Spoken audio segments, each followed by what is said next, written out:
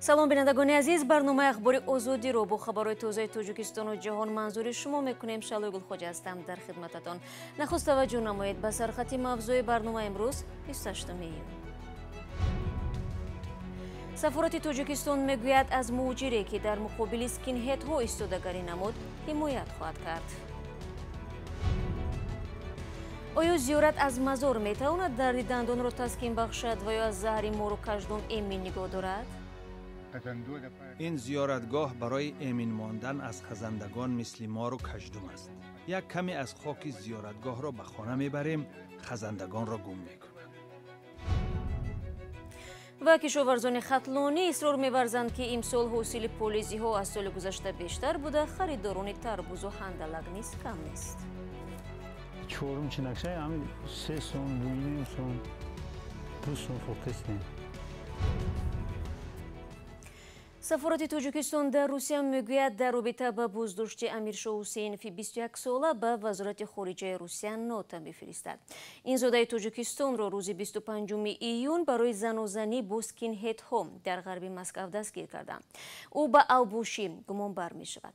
Имомиддин Сатторӣ, сафири Тоҷикистон дар Русия, имрӯз ба радиозодӣ гуфт кормандони сафорат ва консулгарӣ ин қазияро таҳти назорат доранд ва барои ҳимоя аз ҳуқуқи Амиршоҳ Ҳусейнов вакили мудофеъ ҷудо карданд.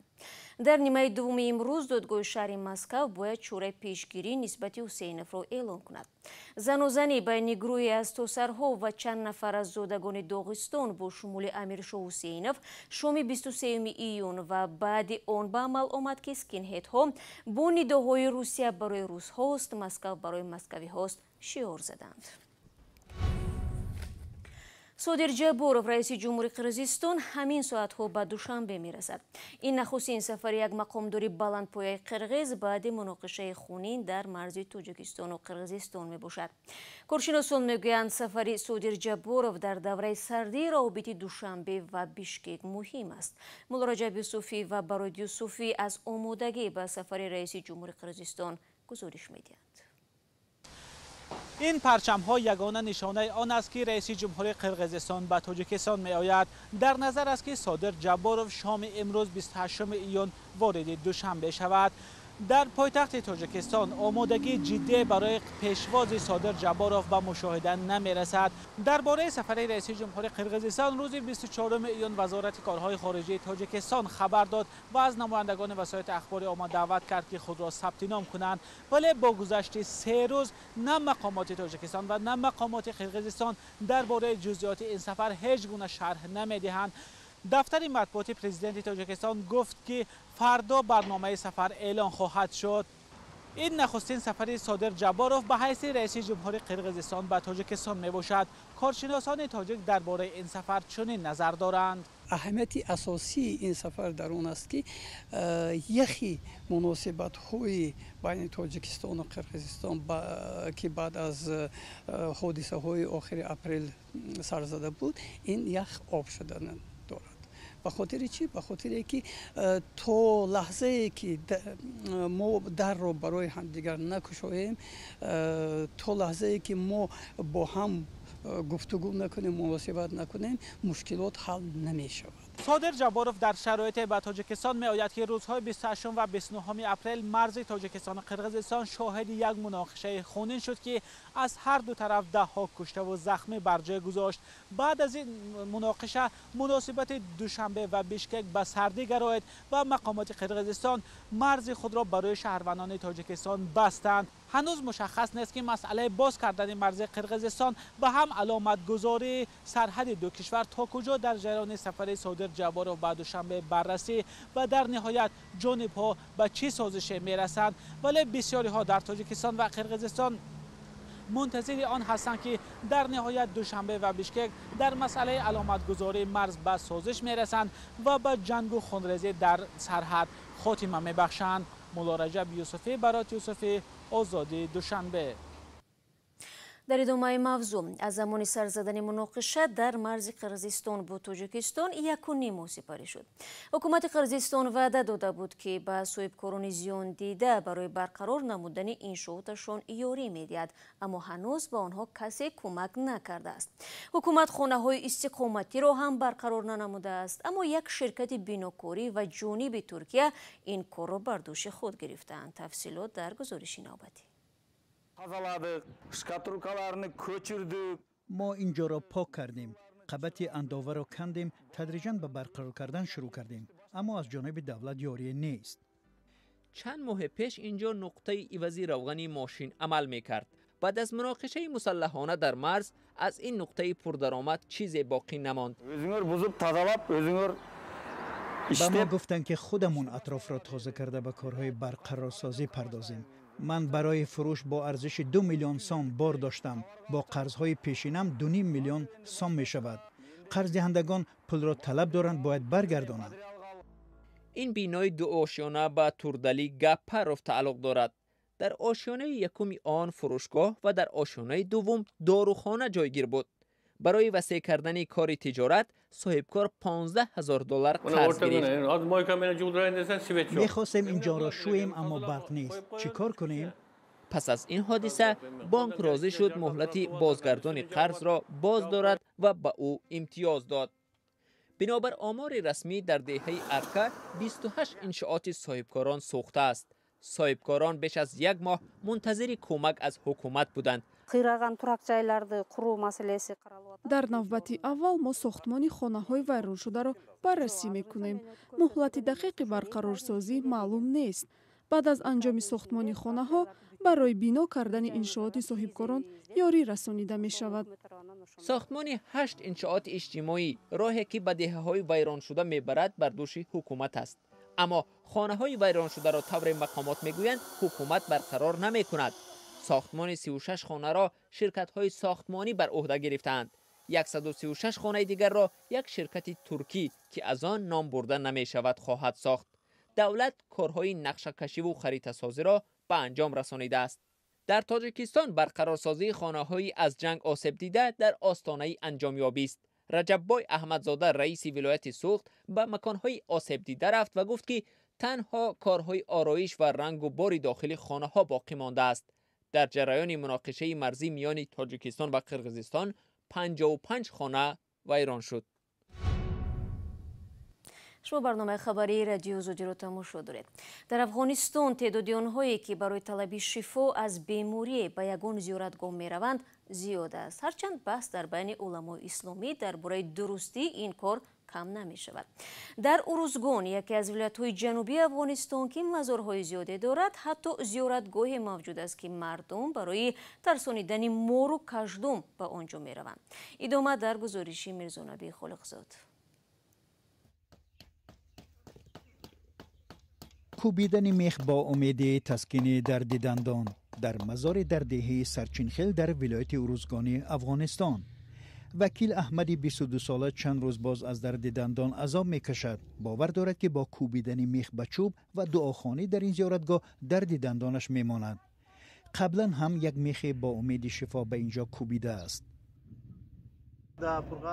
دندانم درد میکرد. مردم به من گفتند با این زیارتگاه بیایم میخ بکوبم، دندانم صحت میشود. من هم آمدم و این کارو کردم. معلوم نیست روزانه چند نفر برای دعا و زیارت به اینجا می آیند، ولی هزاران میخ و چوب مانند بخارپشت بیانگر آن است که هزاران نفر با طلب شفا آمدند. اینجا مزار محمد عظیم اکا ساکن شهر ترینکوت است که به قبل مردم در زمان جنگ با سربازان شوروی کشته شده است. این زیارتگاه دیگری در ترینکوت است. به اینجا مردمی میآیند که در گرد و اطراف خانهشان خزندگان به مثل مار و کژدم زیاد است. محمد پاسبان این مزار است. این زیارتگاه برای امین ماندن از خزندگان مثل مار و کژدم است. یک کمی از خاک زیارتگاه را به خانه میبریم، خزندگان را گم میکنیم. یا ما آنها را میبینیم ولی آنها کسی را خورده نمیتوانند. اعتقاد به شفابخشی زیارتگاه‌ها در بین روحانیان افغانستان موضوع بحث برانگیز است. برخی زیارتگاه‌ها را مقدس، برخی دیگر اعتقاد به زیارتگاه‌ها را شرک می‌دانند. گروه دیگر میگویند رفتن به زیارتگاه‌ها مشکلی ندارد به شرطی که مردم برای دعا و عبادت بروند. از نظر دین اسلام وقتی به زیارتگاه می روید شفا را از خداوند بخواهید، نه از زیارتگاه. برای مرده دعا کنید و اگر خیرات می کنید در خانه خیرات کنید.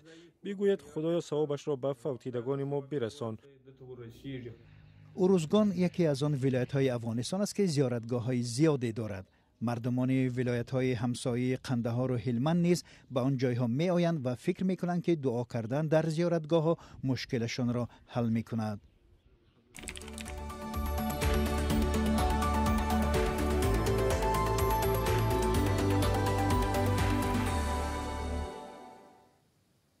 برنامه را ادامه میدیم. دهقانان جنوبی توجیکستان که اساساً آنها بازار داخلی را با میوه و سبزیجات تامین میکنند، ظاهراً از حاصل امسال قناعتمند میباشند. به گفته کشاورزان هرچند نرخ پالیزی های آنها نسبت سال پیش پایین تر است، ولی زیاد بودن خریداران آنها را روح بلند کرده است. محمود جان رحمتزاده در این باره گزارش دارد. هوای گرم، اوج کار در صحرا، این کشاورزان با شتاب حاصل تربوز را جمع میکنند.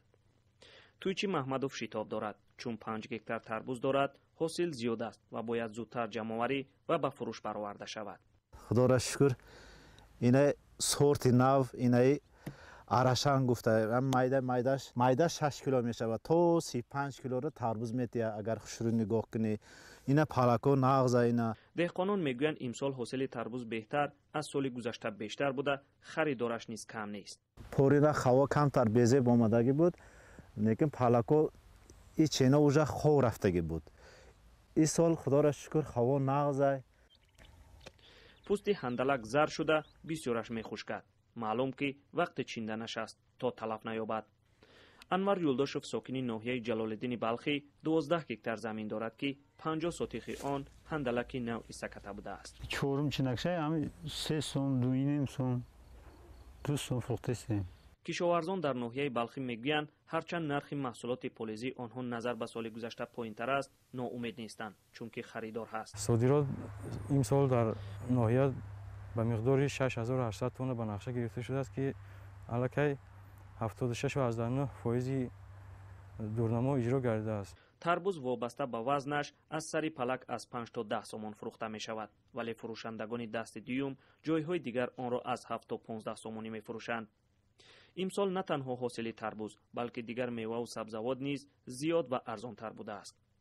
این باغ 15 گکتاره شفتالوی محلی است که هر درختش تا 50 کیلو حاصل داشته است. حالا بعد چینده شدن در قوطی‌ها جای و برای صادرات آماده می شود. نعمان خالقبردیف تاجر است که 5 سال باز میوه و سبزیجات ختلان را به قزاقستان میبرد. او حالا شفتالو میخرد. این سال نصیب باشد 45 تن شفتالو بعد همین چی تیار میشد اینا روی میکنیم. انگور، تربوز همش دگور است. ختلان از ولایت‌های کشاورزی تاجیکستان میباشد که در برابر تامین بازار داخلی به میوه و سبزیجات صادرات نیز میکند.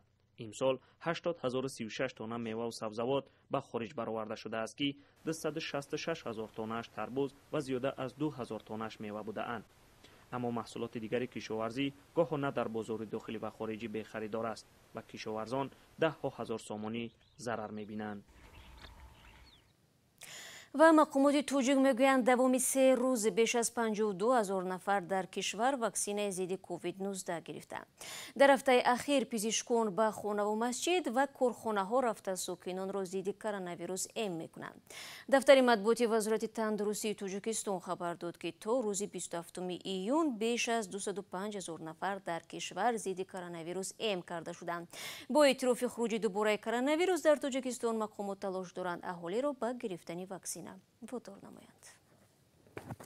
این خبر آخر برنامه امروز است. تشکر بینندگان عزیز که تا این لحظه ها ما را همراهی کردید. خبرها را چون همیشه در وبسایت ما میتوانید پیدا کنید. من یادآور میشم که فردا شما را با خبرهای نو منتظر خواهیم بود. خود را احتیاط کنید و خدا نگهدار.